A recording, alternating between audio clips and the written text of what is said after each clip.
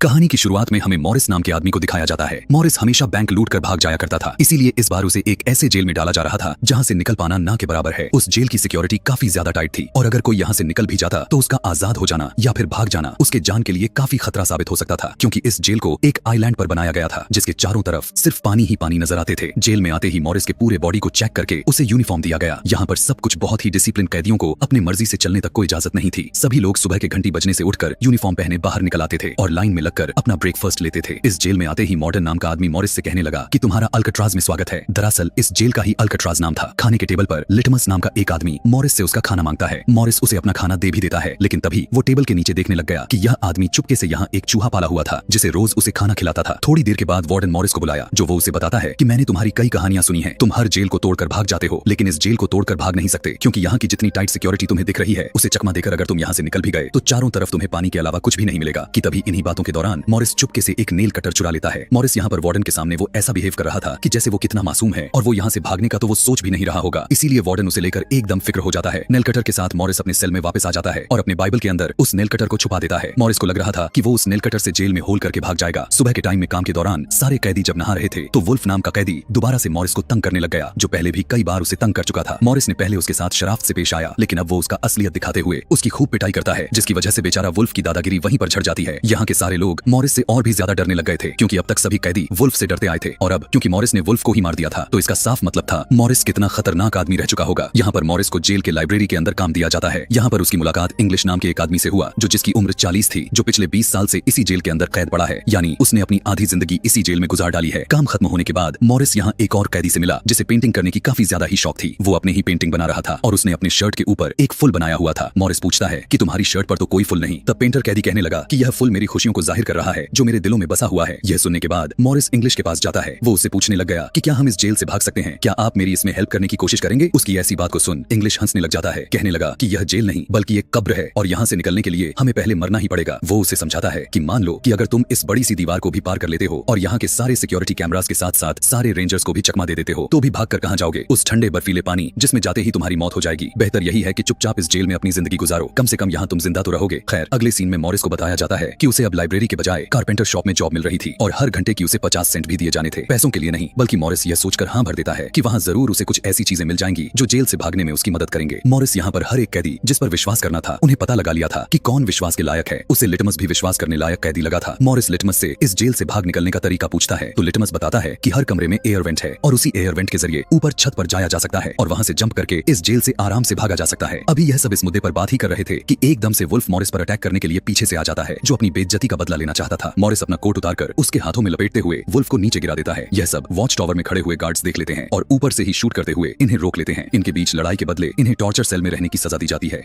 रात भर दोनों को तरह तरह के टॉर्चर सहन करने पड़ जाते हैं और 2 हफ्ते बाद इन्हें टॉर्चर सेल से बाहर निकाला जाता है। इस टॉर्चर सेल से बाहर आने के बाद मॉरिस की हालत काफी खराब हो चुकी थी। उसके बाहर निकलते ही लिटमस अपने चूहे के जरिए उसे वेलकम बैक का नोट भेजता है। इसी दिन मॉरिस के साथ वाले सेल के अंदर चार्ली नाम का एक नया कैदी आता है, जो वो भी बहुत ही जल्द मॉरिस का दोस्त बन गया था। मॉरिस देखते ही देखते यहाँ अपना एक बड़ा सा ग्रुप बना लिया था, जो सभी को वो यह सीक्रेट बता चुका था कि वो जल्द ही इस जेल से भाग जाएगा। इन लोगों की गैर मौजूदगी के अंदर इन सभी के सेल को वार्डन जाकर चेक करता है और जब वो पेंटर के सेल के अंदर जाता है तो देखता है कि पेंटर पहले से अब और भी ज्यादा अच्छी पेंटिंग्स करने लग गया था। पता नहीं क्यों उसे इस बात को लेकर काफी गुस्सा आ जाता है और वो उस पेंटर की सारी पेंटिंग्स जलाने के साथ साथ उसे आगे से पेंटिंग ना बनाने का ऑर्डर दे देता है। पेंटिंग की बजाय अब उसे कारपेंटर वाली सेल में काम ही करना पड़ता था। पेंटर जिसने अपने सारा खुशी को अपने पेंटिंग में लगा दिया था, वार्डन के इस फैसले से वो अब पूरी तरह से टूट गया था। इसी गुस्से वो अपनी तीनों उंगलियों को ही काट दिया जिससे वो पेंटिंग किया करता था। इस पेंटर की कटी हुई उंगलियां देखकर मॉरिस पूरी तरह से टूट जाता है और उसकी उंगलियां उठाकर गार्ड को देता है और कहने लगा कि जाकर अपने वार्डन को दे दो। यह देखने के बाद तो वो खुश हो जाएगा। यहाँ पर पता चलता है कि मॉरिस बेशक एक चोर तो था, लेकिन दिल का बहुत ही अच्छा इंसान भी था। उस पेंटर के लिए उसे दुख हो रहा था। उसी पेंटर के दुख में वो चुपचाप अपने सेल में बैठा हुआ ही था कि उसने देखा कि एक बड़ा सा कॉकरोच उसकी सेल के एयर वेंट के अंदर से निकल रहा है। वो समझ गया था कि इस एयर वेंट के पीछे काफी ज्यादा मात्रा में जगह है जहाँ पर ये कॉकरोचेस पैदा हो रहे हैं। मॉरिस का प्लान अगले दिन से उसे और भी ज्यादा आसान लगने लग गया था, जबकि उसी दिन 2 और कैदी इस जेल के अंदर आए। ये कैदी पहले भी मॉरिस के साथ एक जेल में रह चुके थे और ये तीनों मिलकर पहले भी एक जेल से भाग निकल गए थे। इन दोनों भाइयों का दिमाग भी ठीक मॉरिस की तरह ही तेज चलता था। इसके बाद हम देखते हैं कि इन सभी को अपने लोगों से मुलाकात करने का एक दिन दिया जाता है। इंग्लिश काफी सालों बाद अपनी बेटी से मिलता है और उसे यह देखकर रोना आ गया कि उसकी बेटी अब बहुत ही बड़ी हो चुकी थी और उसने अपनी बेटी के साथ कोई अच्छा वक्त नहीं गुजारा हुआ था। जबकि चार्ली को भी यह बात पता चलती है कि उसकी मॉम बहुत ही ज्यादा बीमार हैं और लगभग 1 या 2 महीने के अंदर इस दुनिया से विदा हो जाएंगी। यह सुनने के बाद अब वो भी फैसला करता है कि उसे इस जेल से अपनी मॉम के लिए भागना ही होगा। इसीलिए वो रात में आकर मॉरिस से कहने लगा कि अगर तुम भागने का प्लान बनाओ तो मुझे भी उसमें शामिल कर लेना। ये लोग अब बड़ी ग्रुप बनाते हुए भाग निकलने की प्लानिंग करने लग गए थे और मॉरिस सभी को बताता है कि सबके कमरों में एक एयर वेंट है जो ऊपर की तरफ खुलता है, लेकिन वो एयर वेंट छोटा है, उसमें से हम गुजर नहीं सकते। मगर यह भी ज्यादा सोचने वाली बात नहीं है क्योंकि इस जेल को खारे समुद्र के पास में बनाया गया है। इसी वजह से जेल की दीवारें बहुत ही ज्यादा खोखली हो चुकी हैं और इन्हें खोदना बहुत ही ज्यादा आसान है। हमें वेंट के आसपास के दीवार को खोदना होगा ताकि वहां से निकलकर हम ऊपर चढ़ सके। लेकिन अफसोस कि मेरे पास एक छोटा सा नेल कटर है जिसमें मैं ज्यादा कुछ नहीं खोद पा रहा हूँ। अपना मिशन पूरा करने के लिए मुझे कोई बड़ी चीज चाहिए। खाना खाते हुए ये लोग अभी बात करने ही बिजी थे कि तभी मॉरिस को चम्मच का ख्याल आया। लेकिन मैटर तो यह था कि ये लोग चम्मच लेकर कैसे अपने अपने सेल में जाते। मॉरिस अपने एक साथी को लेकर बहाना बनाते हुए गार्ड के पास जाकर कहने लगा कि मेरा चम्मच गंदा है, मुझे साफ चम्मच चाहिए। गार्ड उसे एक दूसरा चम्मच लेने की इजाजत दे देता है और इतनी ही देर में दूसरा आदमी गार्ड को अपनी बातों में लगा लेता है। मॉरिस एक के बजाय 2 चम्मच को उठा लेता है और एक को अपनी पॉकेट में डाल लेता है। अब यहाँ पर एक और मैटर फंस रहा था कि रात में जब मॉरिस वेंट के अंदर जाता यह देखने के लिए आखिर यहाँ से भागना कैसे है, तब उसके सेल को खाली देखकर गार्ड्स शक में आ जाते और इसका हल भी उसका दूसरा भाई देता है कि हम यहाँ की बार्बर शॉप से कुछ बाल को चुरा लाएंगे और कागज की डमी बनाते हुए उनके सिर पर बाल लगा देंगे, जिससे बाहर से चेक करते हुए वार्डन को यही लगे कि हम लोग अभी भी अंदर लेटे हुए हैं। मॉरिस कहता है कि यह सब तो ठीक है, वेंट को पार करके इस जेल से निकल भी गए तो दिक्कत वाली बात यहाँ पानी का फंस जाता है। पानी को कैसे पार करेंगे? मॉरिस जॉन से कहता है कि तुम लॉन्ड्री डिपार्टमेंट में काम करते हो, वहाँ पर तुम्हें बहुत सारे रेनकोट्स मिलेंगे, तुम उन रेनकोट्स को चुरा लेना। वो पैराशूट के होते हैं, उनके अंदर हवा भरकर हम उन्हें एक बोट की तरह इस्तेमाल करेंगे। चार्ली मॉरिस से कहने लग गया कि मुझे भी तो काम दो ना। तब मॉरिस कहने लग गया कि जब मैं वेंटिलेशन के अंदर जाऊंगा तो तुम्हें यहाँ ध्यान देना है, जैसे ही कोई वार्डन आने लग जाए तो तुम्हें मुझे सिग्नल देना होगा। इसके बाद अब मॉरिस खुदाई शुरू कर देता है।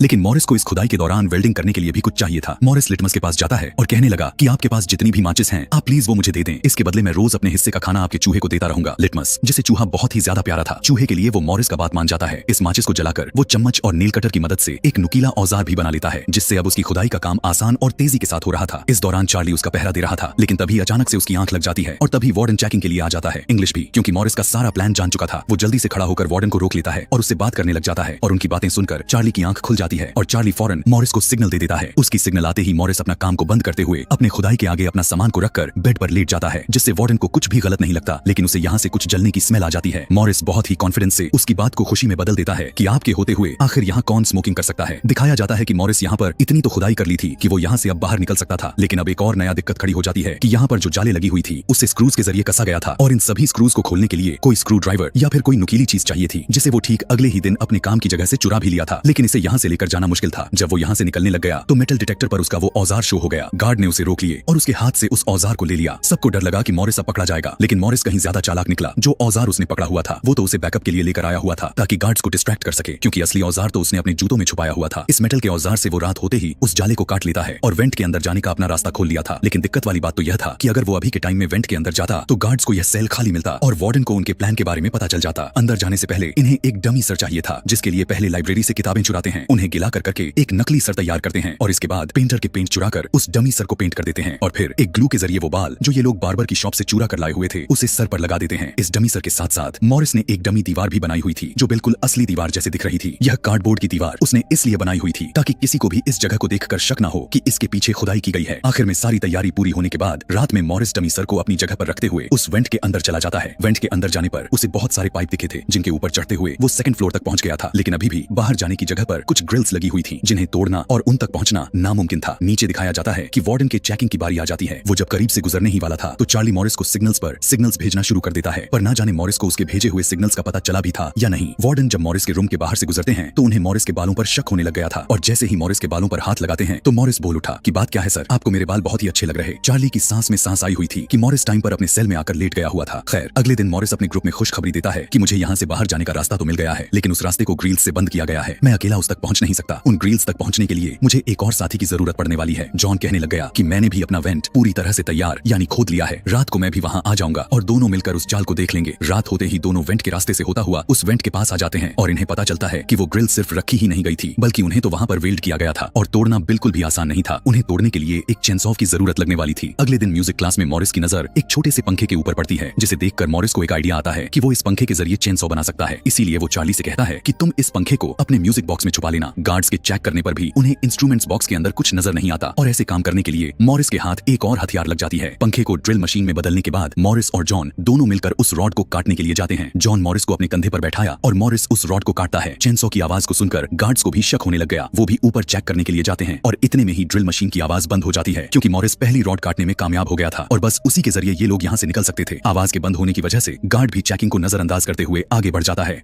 अगले दिन वो खुश होकर सभी को खाने की टेबल पर बातें करते हुए बताने लग गए कि उन्होंने सारे रास्ते साफ कर लिए थे। अब उन लोगों को इस जेल में कोई भी रोक कर नहीं रख सकता था। जॉन के भाई से वो पूछता है कि तुम पैराशूट के रेनकोट्स लाए हो? वो कहता है हाँ, सब तैयार है और यह लोग अब यहाँ से भाग निकलने का प्लान बना लेते हैं। खैर, अब ये सभी लोग अपने अपने जेल में वापस आ जाते हैं और इंग्लिश जब सभी लोगों को किताबें बांटने के लिए आता है तो मॉरिस इंग्लिश से कहता है कि आज मैं आखिरी बार तुमसे हैंडशेक करना चाहता हूँ। इंग्लिश ने हाथ तो मिलाया हुआ था, लेकिन वो काफी हैरान था कि आखिर मॉरिस ने ऐसा क्या किया, क्या प्लान बनाया जिसकी वजह से वो यहाँ से बाहर निकल जाएगा। वो इस टाइम जेलस लग रहा था। खैर, वो यहाँ से चला जाता है और कुछ देर के बाद वार्डन मॉरिस के सेल की चेकिंग करने के लिए आता है। ऐसे जैसे किसी ने उनकी खबर दे दी थी कि मॉरिस यहाँ से भागने वाला है। वो यहाँ की एक एक चीज की तलाशी लेने लग जाते हैं। उस जगह को भी देखने लग गए जहाँ से मॉरिस ने खुदाई की हुई थी, लेकिन उन्हें यहाँ पर कुछ भी नहीं मिलता, क्योंकि मॉरिस ने सारे सबूत पहले ही छुपा दिए थे। उस सुरंग के आगे भी नकली कार्डबोर्ड लगाया हुआ था, जिसकी वजह से इनको जरा सा भी शक नहीं हुआ। वार्डन ने कहा खबर तो सही था, एक काम करना, सुबह होते ही मॉरिस का सेल ही चेंज कर देना। लेकिन सुबह होने की नौबत आखिर कहाँ होने वाली थी। आज रात सभी ने रात के ठीक 2 बजे वेंट से निकलकर दूसरे फ्लोर पर मिलने का प्लान बनाया हुआ था। प्लान बनाते वक्त तो चार्ली के अंदर तो काफी हिम्मत थी, वो पूरी तरह से तैयार हो चुका था, लेकिन जैसे ही वक्त करीब आता गया वो बहुत ही ज्यादा पैनिक हो गया। मॉरिस और बाकी तीनों लोग तो वेंट के अंदर पहुंच भी गए और काफी देर तक चार्ली का इंतजार करते रहे, लेकिन जब चार्ली नहीं आया तो मजबूरन तीनों को अकेले ही वहां से जाना पड़ा। दिखाया गया कि वो दोनों अपने बनाए गए प्लान के मुताबिक भाग रहे थे और यहाँ बैठा हुआ चार्ली रो रहा था। उसकी आजादी अब उसके हाथ से दूर जा रही थी। आखिर वार्डन के चेकिंग के बाद उसने काफी हिम्मत बनाते हुए फैसला किया कि अब वो भी यहाँ से भाग जाएगा। लेकिन वेंट के अंदर जैसे ही वो आया तो उसने देखा कि ऊपर जाने वाला रास्ता उसके हाइट से बहुत ही ज्यादा दूर था और वो दोनों अब जा चुके थे और अब उसकी आजादी का सपना खत्म हो गया था। अफसोस करता हुआ वो वापस अपने सेल में आ जाता है, जबकि यहाँ पर दिखाया जाता है कि ये तीनों यहाँ की गार्ड्स के नजरों से बचते हुए जेल के आखिरी दीवार के पास पहुंच जाते हैं और बारी बारी से वो तीनों फेंस की दीवार पर चढ़ते हुए इस जेल से फाइनली आजाद हो जाते हैं। अब बस इन्हें इस आइलैंड से बाहर निकलना था, जिसके लिए ये रेनकोट्स को बांधकर उसके अंदर मुंह से हवा भरने लग गए ताकि उसे एक बोट बनाई जा सके। हालांकि मुंह से हवा भरने में काफी ज्यादा ही टाइम लग रहा था, लेकिन इनके पास इसके अलावा कोई दूसरा रास्ता भी नहीं बचा हुआ था। बहुत ही स्ट्रगल करने के बाद आखिर इनकी बोट तैयार हो ही जाती है और ये लोग यहाँ से निकलकर रातों रात भाग गए। सुबह जब हुआ तो गार्ड्स सारे सेल्स की चेकिंग के लिए आते हैं। पहले तो सब कुछ नॉर्मल दिखाई दे रहा था, लेकिन जैसे ही वो चार्ली के सेल के पास पहुंचे तो चार्ली ऐसे खड़ा हुआ था कि जैसे किसी ने उसे कुछ बोल दिया हो। वो दुखी था कि कल वो अगर हिम्मत कर लिया होता तो यहाँ से वो भी बाहर निकल जाता। उसकी हालात को देखते हुए वार्डन को भी उसके ऊपर शक होता है, लेकिन वो उसे इग्नोर करते हुए जब आगे मॉरिस के सेल की तरफ बढ़ा और उससे पूछता है कि क्या मॉरिस अभी तक सो रहा है।